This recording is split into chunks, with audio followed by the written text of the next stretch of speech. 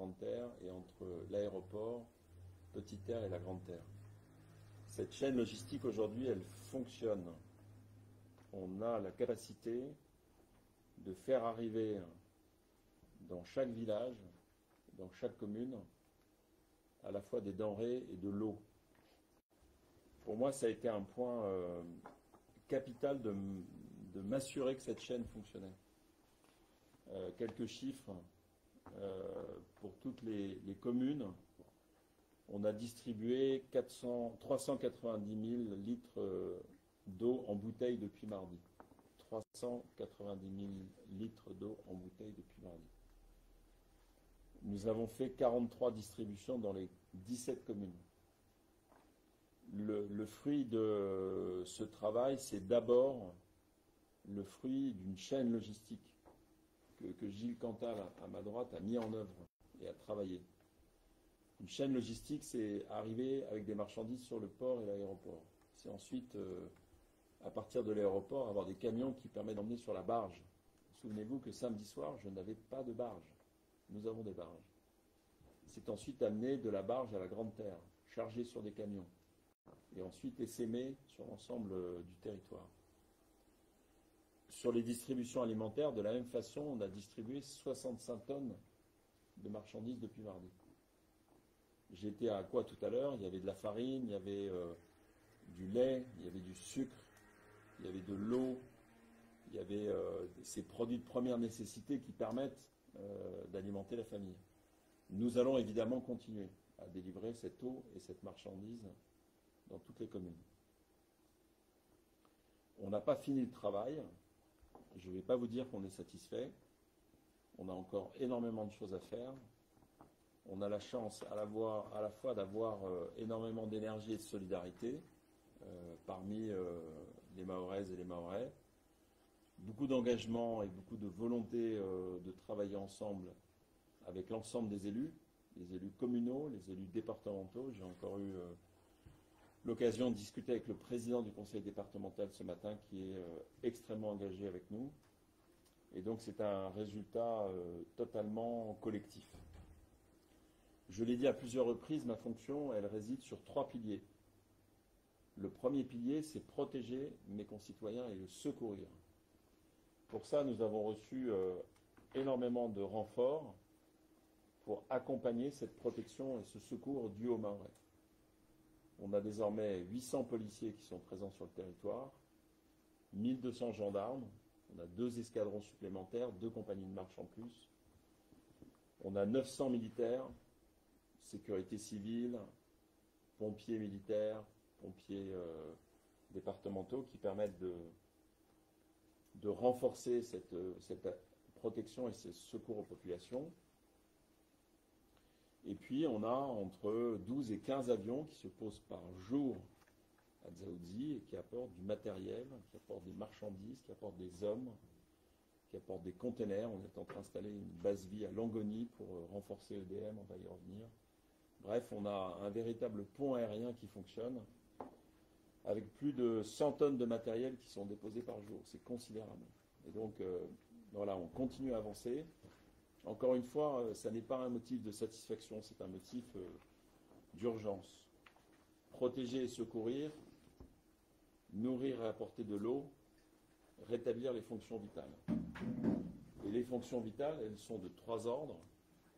C'est d'abord l'électricité, l'eau et la téléphonie. Donc je vais donner la parole à la SMAE pour nous faire un point sur le rétablissement de l'eau. Vous avez 2-3 minutes, pas plus, parce qu'on a beaucoup de sujets à voir. Et puis on a sans doute des questions. Et ensuite on passera à l'électricité. Je vous en prie. Sur la partie eau potable, il n'y a à l'heure actuelle que quelques secteurs qui n'ont pas encore un accès régulier à l'eau. Ces secteurs sont Aqua, Dapani, Chouli et Amujago. Alors, c'est en cours de rétablissement. Hein. Certains, c'est pour des raisons encore de problématiques électriques, mais qui sont en cours de règlement. D'autres, c'est des problématiques plus techniques. Voilà, c'est en cours de résolution. Tous les autres secteurs sont revenus dans une logique de tour d'eau. Alors, avec des tours d'eau qui ont été un petit peu adaptés par rapport à à la capacité de production qu'on a, à la ressource qu'on a, parce qu'effectivement, il y a encore un certain nombre de ressources qui n'ont pas pu être établies, notamment des forages. Donc à l'heure actuelle, on est en capacité de produire 23 000 m3 jour, là où en temps normal, on est capable d'en produire 40 000. Donc c'est pour ça qu'on a adapté le planning de tournoi en conséquence, et que donc on a fait en sorte que chaque secteur ait de l'eau 2 jours sur 3 pendant 8 heures consécutives. Voilà, c'est une première phase. Ce planning-là va évoluer au fil du temps, au fur et à mesure qu'on récupère des ressources et des capacités de production, et voilà, on devrait allonger les plages de disponibilité d'eau. Merci beaucoup. Pour l'électricité de Mayotte. D'abord, je voudrais dire que également, à côté de l'EDM, nous avons pensé pour tous les Mahorais et Mahorais qui ont souffert, et en particulier pour tous les salariés d'EDM qui sont mobilisés depuis dimanche dernier, depuis le week-end dernier, malgré le fait qu'ils aient souffert dans leur famille ou dans leur maison. C'est plus d'une centaine de salariés EDM qui sont mobilisés depuis le début de la crise, dont 40 qui sont sur le terrain directement pour sécuriser, diagnostiquer, puis réalimenter. Aujourd'hui, on travaille évidemment avec les priorités et en coordination avec la préfecture et les services de l'État, donc sur la santé, sur l'eau, en coordination avec Françoise, et puis sur la télécom. Au-delà de ces éléments côté EDM, on a reçu des renforts dès le lendemain de la tempête. Une première cohorte de SU La Réunion avec 16 personnes est venue nous renforcer. Elle est repartie ce matin, mais ce matin même arrivée une nouvelle cohorte d'Enedis de 45 personnes, 45 techniciens de réseau, pour lesquels on est en train de finir de construire une base logistique à Longoni. Je remercie les services de l'État et en particulier le préfet, car c'est grâce à eux qu'on arrive à monter cette base et à mettre en condition ces personnels pour travailler dès demain matin, car les équipes seront sur le terrain dès demain matin, grâce à cette coordination. Et ça nous permet aujourd'hui d'atteindre un niveau de rétablissement des clients de 37% ce soir, c'est-à-dire environ 20 000 clients, foyers réalimentés. Voilà, pour le point sur l'eau. Peut-être, excusez-moi, si vous me permettez, le réseau a été endommagé sur la ligne haute tension aérienne. Ça touche massivement le nord-ouest de l'île et le centre de l'île, deux zones qui sont effectivement très sinistrées d'un point de vue électricité et sur lesquelles notre stratégie est différente, puisque c'est de prépositionner des groupes électrogènes le temps qu'on puisse réparer ce réseau. Donc on a déployé 3 groupes, M. le préfet disait, à Aqua et à Missamboro. On en déploie 3 autres demain et on a commandé des groupes qui arrivent dans la semaine, donc on continuera ce déploiement sur ces zones sinistrées. Merci beaucoup. Un petit point sur la santé avec le directeur général de l'ARS. Monsieur le préfet, oui, effectivement, le système de santé de Mayotte a été fortement impacté suite à ce cyclone. Aujourd'hui, le CHM a une capacité à pouvoir mener ses actions à la hauteur de 60%. Les CMR aujourd'hui reprennent leur activité et cette activité est quand même sur les 3 points des CMR aujourd'hui répond aux besoins de ceux qui se présentent sur les lieux, sachant que leur capacité est quand même limitée liée à l'impact de l'infra. Les personnels soignants du territoire, personnels libéraux, aujourd'hui commencent à remettre en place leur système de santé au plus près de la population. Et notre objectif, c'est bien entendu de réinstaurer le système de santé le plus performant que possible au vu de ce qu'on a. Pour ce faire, nous avons fait venir des renforts nationaux et nous sommes en train de densifier notre système de santé à travers un hôpital de campagne qui sera développé dans les heures à venir, qui permettra de soulager le CHM et les CMR. Nous avons aussi mis en place, et on va mettre en place une base de vie pour les soignants de l'hôpital, qui sera juste à côté de l'hôpital, pour pouvoir soulager ces soignants qui ont perdu leur domicile et qui continuent à travailler au sein du CHM. Nous avons aussi mis en place un dispositif de surveillance des indicateurs liés aux risques épidémiologiques sur l'île. Et ceci, aujourd'hui, Santé publique France, qui est sur le territoire, recherche tous ces indicateurs. À ce jour, nous n'avons pas de remontée inquiétante sur un risque épidémique. Cependant, nous sommes très, très vigilants sur ce point. Voilà, Monsieur le Préfet, sur le point santé. Merci beaucoup. Peut-être par l'inspecteur général Faure, un point sur la logistique, un point sur l'intervention des secours et des pompiers dans des zones difficiles pour aller chercher des victimes. tu vas souhaiter revenir. Merci, Monsieur le Préfet. En effet, donc, le dispositif de sécurité civile qui est monté en puissance, d'abord avant le cyclone, puisque nous étions là par anticipation avec 110 sapeurs-pompiers et militaires de la sécurité civile. Et donc cette montée en puissance a permis, alors, dans un premier temps, de faire toutes les opérations de dégagement. Nous sommes sur des opérations de bâchage, notamment sur des bâtiments institutionnels importants. Actuellement, c'est l'hôpital de Mamoudzou qui fait l'objet de bâchage. Nous sommes en train de construire, M. Alberello l'a dit, l'hôpital de campagne de la sécurité civile, l'ESCRIM. Il sera opérationnel dès demain. Nous renforçons avec les personnels médicaux qui arrivent en complément les centres médicaux, les 3 centres médicaux dont va parler M. Alberello. Et puis actuellement, nous avons engagé un processus dit aller vers. En clair, on va au contact de la population, notamment dans les différents habitats précaires, pour aller au contact des personnes qui ont été blessées durant le cyclone ou dans les jours qui ont suivi, à force de déambuler dans les décombres. Et là, nous sommes avec des équipes assez nombreuses. Nous montons en puissance, 20 personnes samedi après-midi, une soixantaine dimanche, et aujourd'hui c'était 80 personnes. Donc principalement des sapeurs-pompiers, très forte présence des sapeurs-pompiers de Mayotte à nos côtés. Donc ce sont des équipes mixtes, renforcées par quelques personnels soignants. Merci beaucoup. Peut-être un point sur les quelques prochains jours, notamment sur la question des distributions et des approvisionnements. Gilles Cantal, préfet. Oui, merci Monsieur le Préfet.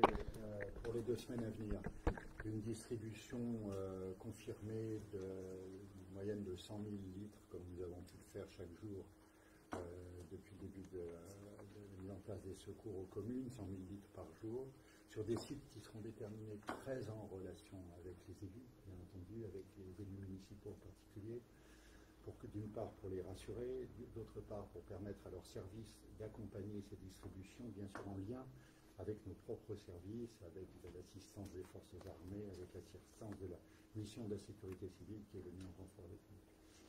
Pour y parvenir, nous disposons des moyens logistiques nécessaires sur la période de 15 jours, je le rappelle, et nous prenons également toute disposition pour assurer à la fois un stock suffisant en eau depuis le port de Longoni au travers des rotations maritimes, avec les urgences qui peuvent intervenir au travers d'amener de l'eau par des rotations aériennes. Et nous évaluons entre le besoin pour la période qui interviendrait dans les semaines à venir à un besoin nouveau que nous traitons bien entendu de 40 à 50 conteneurs. Voilà l'image de la logistique que nous pouvons indiquer en ce qui concerne l'action du préfet, l'action des services de l'État sur la menée en eau en bouteille auprès des communes. Je tiens également à indiquer toute la relation que nous mettons en place avec les GMS, bien entendu, de façon à ce que la chaîne d'alimentation des commerces s'effectue dans des conditions les meilleures possibles et qu'il n'y ait pas de contradiction entre nos 2 actions. Voilà, de façon à être le plus efficace possible. Voilà ce que je voulais préciser, Monsieur le Préfet. Merci beaucoup. Sur ce point. Voilà, on a couvert à peu près un champ assez large. Vous avez certainement des questions, donc si vous avez des questions, je vous en prie, on est tout à fait disposé à vous répondre.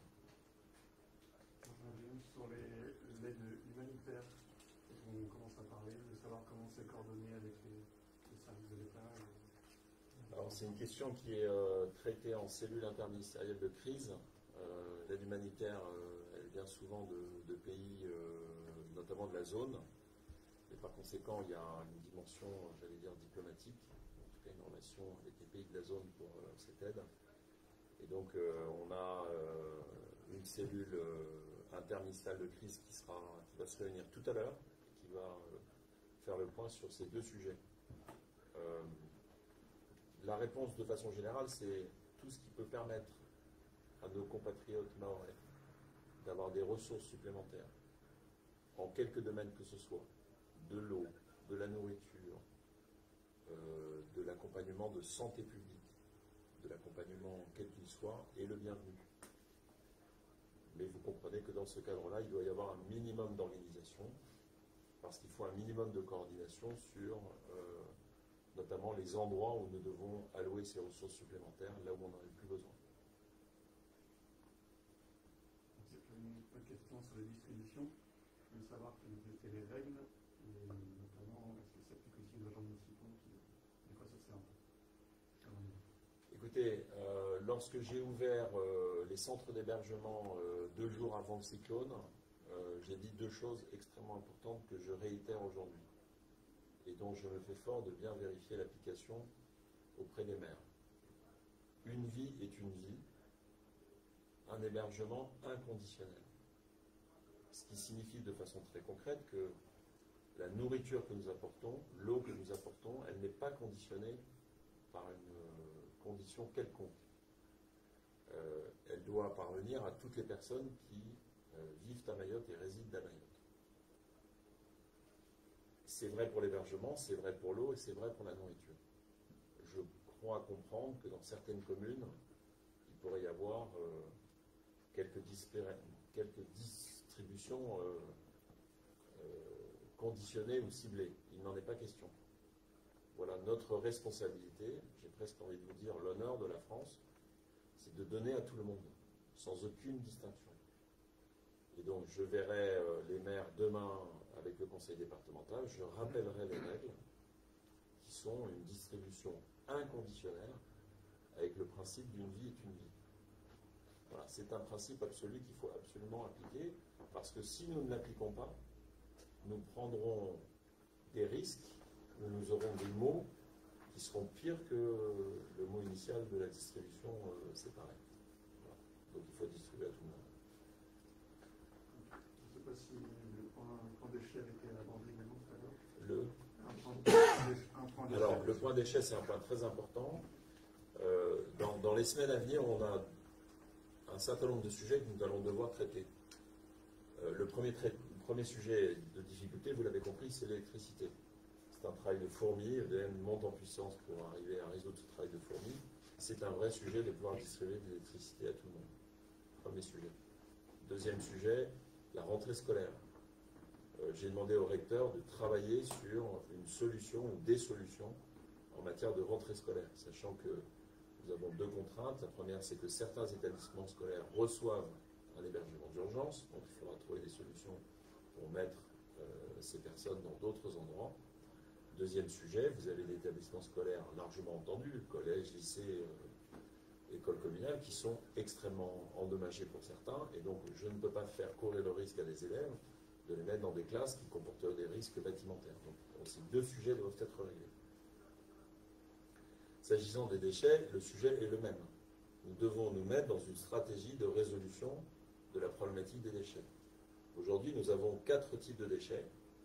Les déchets ménagers du quotidien, c'est ceux pour lesquels il y a le plus de difficultés. Et c'est la raison pour laquelle j'ai demandé au maire de prévoir sur chaque territoire de la commune, ou lorsqu'il y a plusieurs villages très espacés, dans les villages, un endroit où on stocke le maximum de déchets ménagers pour permettre aussi des mains d'avoir un seul point de collecte. J'étais à Aqua tout à l'heure, le maire d'Aqua a prévu un endroit qui permet de stocker. Ça, ce sont les déchets ménagers. Ensuite, vous avez les déchets végétaux, essentiellement du bois, pour l'essentiel, qu'il convient de stocker pour être utilisé le moment venu comme une source d'énergie. Et donc, nous allons devoir travailler avec les communes pour travailler à cette solution de préservation de cette ressource de l'énergie, parce que le bois, ça brûle et ça peut constituer une source non négligeable. Ensuite, troisième type de déchets, c'est ce que j'appelle des déchets lourds. Vous savez qu'il y a énormément de frigos, de congélateurs qui ont été détruits du fait de l'absence d'électricité, qui n'ont pas pu être utilisés. Par conséquent, c'est des déchets qu'on a dans les communes. Il y a des carcasses de voitures, des batteries, il y a beaucoup de matériaux de construction aussi, des tôles. Tout ça doit faire l'objet d'une réflexion, et j'ai demandé à la DEALM de réfléchir à une solution d'évacuation, de traitement de ces déchets sur le temps long. Et puis enfin, vous avez un dernier type de déchets, c'est des déchets en petite quantité, mais qu'il faut traiter. Ce sont les déchets hospitaliers. Et là, en liaison avec l'ARS et l'hôpital de campagne, nous sommes en train de travailler une solution de traitement de ces déchets sur le temps long. Et vous avez raison, les déchets, c'est un vrai sujet, et notamment les déchets ménagers, puisque c'est vecteur d'eau croupie, d'endroits où il peut y avoir des moustiques, et donc vecteur d'un certain nombre de maladies que vous connaissez. Par conséquent, c'est un sujet sur lequel nous allons devoir travailler d'arrache-pied dans les prochaines semaines pour prévenir ces problèmes de santé publique. Dernière question. Sur les centres d'hébergement d'urgence, est-ce que vous savez combien de personnes aujourd'hui sont encore en centre d'hébergement? Alors, nous avons, la même chose selon les communes. de mémoire, nous avons reçu le soir du vendredi, dans les 120 10 000 personnes. Ce chiffre a sensiblement augmenté. Et alors, ce qui est difficile, c'est que sont hébergés les femmes et les enfants. Et ces messieurs ne viennent pas, pour des raisons que chacun imagine. Ils ont peur d'être appréhendés par les forces de police, ce que j'ai dit qu'il ne se passerait pas. Encore une fois, j'ai dit un hébergement inconditionnel. Donc je ne regarde pas la couleur de peau, je ne regarde pas la couleur de la carte d'identité, je ne regarde pas la nationalité. J'héberge tout le monde pour des raisons de sécurité et de protection. Enfin, l'État doit se faire le protecteur de tout le monde. Et donc tout le monde est accueilli, et donc j'ai eu 10 000 personnes le soir, vendredi soir, vendredi 13. Le samedi soir, cette population a légèrement augmenté, aux alentours de 15 000 personnes, étant précisé qu'arrive le soir un certain nombre de messieurs qui gonflent considérablement ce chiffre. Donc il est difficile de vous donner un chiffre exact. Ce que nous savons, c'est qu'aujourd'hui, nous aurions entre 12 000 et 15 000 personnes, compte tenu de cette variation des messieurs qui arrivent le soir et qui repartent au petit matin. Initialement, la question revenait sur de ça, mais elle est peut-être un peu précoce, mais justement, comment on peut d'ores et déjà mettre en place une anticipation par rapport à ces relogements et par rapport à la non-reconstitution de bidonvilles dans les différentes communes? Alors, vous avez deux questions dans la question que vous posez. Il y a une question qui est une question immédiate, c'est en gros comment on organise la rentrée scolaire quand on a des établissements qui sont occupés par des hébergements d'urgence. C'est un des sujets sur lesquels nous devons travailler. Et c'est un des sujets sur lesquels j'ai demandé au recteur de travailler pour trouver des solutions. Sur la deuxième problématique de la reconstitution des bidonvilles. Encore une fois, la priorité absolue, c'est protéger et secourir, donner de l'eau et donner de la nourriture, rétablir des fonctions vitales. Pour ça, j'ai un certain nombre de moyens à ma disposition pour avancer en ce sens. La question que je dois vous renvoyer, c'est que fait-on si on empêche la reconstruction? Vous voulez des gens à l'extérieur? Vous voulez des gens qui sont en situation de danger pour eux-mêmes parce qu'ils ne sont plus eux-mêmes protégés? Vous voulez des gens qui peuvent se montrer violents parce qu'ils sont en situation de précarité encore plus grande que celle du Banga? On a bien conscience de la difficulté. Je pense que chacun doit la partager. On avait, avant le cyclone, probablement entre 80 000 et 100 000 personnes dans les Mangas. Ces personnes-là ne peuvent pas être, du jour au lendemain, invisibilisées. Donc on doit traiter le sujet. Ce sujet, c'est la problématique de la reconstruction de Mayotte, qui devra prendre en compte cette difficulté. Mais dans l'immédiat, la mission première du préfet et des services de l'État ici réunis, c'est protéger et secourir, donner de l'eau et de la nourriture, et rétablir les fonctions vitales. Voilà les priorités absolues que nous a assignées le président de la République, qui sont des priorités de l'urgence. Le deuxième temps va venir immédiatement après, qui est le temps de la stabilisation. Ce que vient d'expliquer Gilles Cantal, c'est donc cette livraison régulière de marchandises, d'eau, de secours, ce rétablissement progressif de l'électricité, ce rétablissement progressif de l'eau pour arriver à 40 000 m3 produits par jour. C'est cette phase de stabilisation que nous sommes en train d'aborder et que nous abordons depuis jeudi. Je disais à mes autorités, depuis jeudi, nous ne subissons plus. Nous avons repris la main sur l'événement. Je dis bien que tout ça n'est pas satisfaisant, il y a encore énormément de travail, mais nous avons repris la main sur l'événement. Et donc ce deuxième temps assigné par le président de la République, qui est celui de la stabilisation, devra être ensuite engagé sur un troisième temps, qui est celui de la reconstruction. Donc on est bien d'accord, traitement de l'urgence, stabilisation, reconstruction. Nous sommes dans la phase de stabilisation, au tout début de la stabilisation. Et donc nous devons avancer de cette façon-là, calme et droit.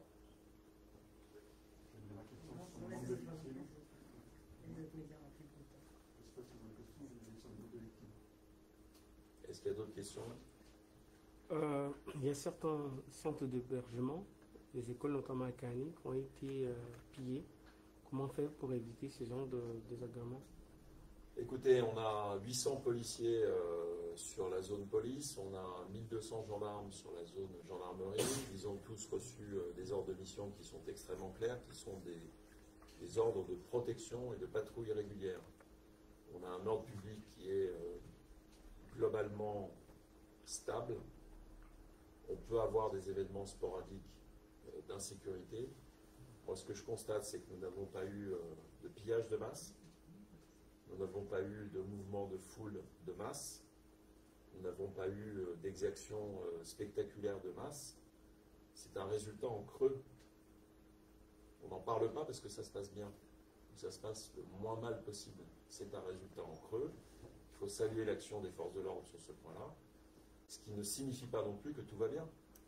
Ce qui ne signifie pas non plus que nous pouvons avoir de façon sporadique, isolée, un certain nombre d'événements qui empoisonnent la vie de nos compatriotes, et notamment, effectivement, un certain nombre de pillages dans des maisons, dans des lieux. Je ne l'ignore pas. Mais le résultat global, c'est un ordre public qui est pour l'instant maîtrisé. Pas de pillage de masse, pas de mouvement de foule de masse, pas d'exaction et de violence de masse. C'est ce qu'il faut retenir.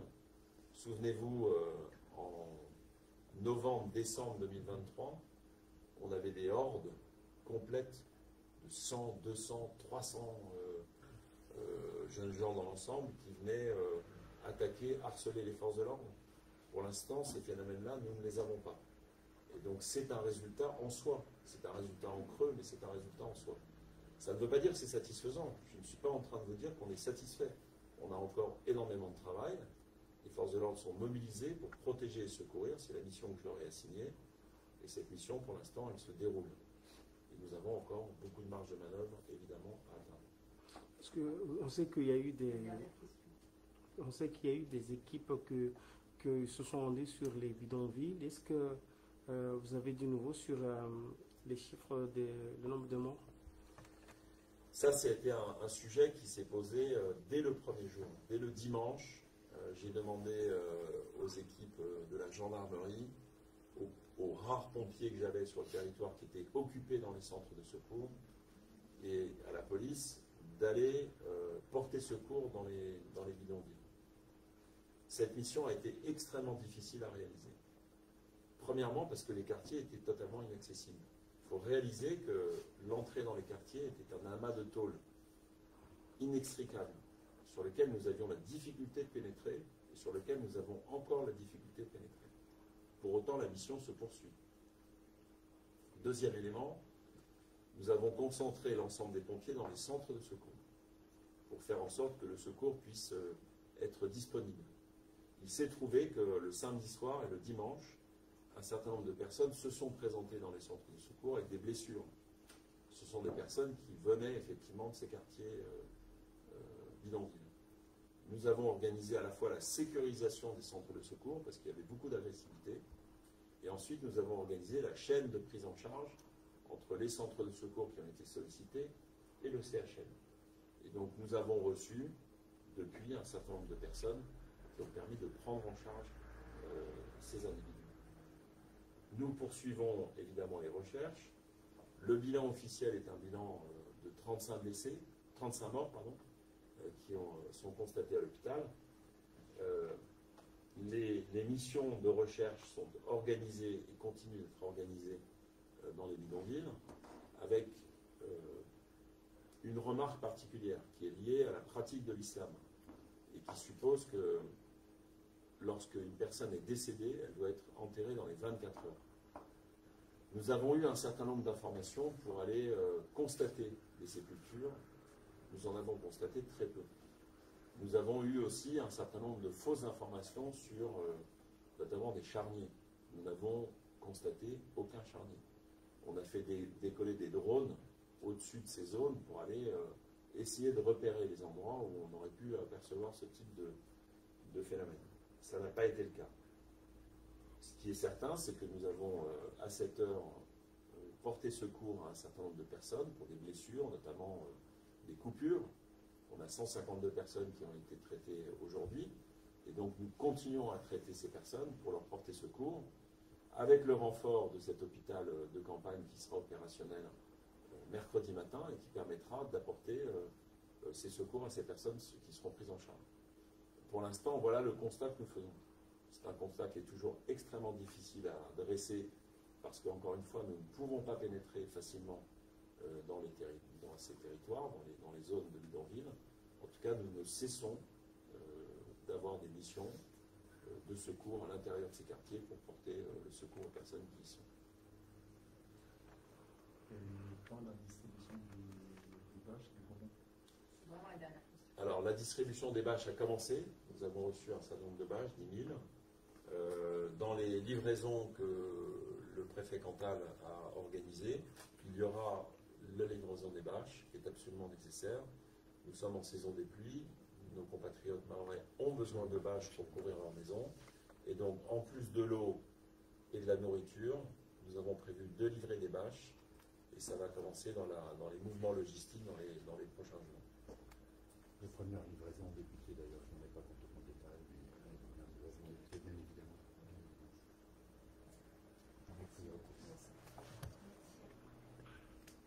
Merci à vous.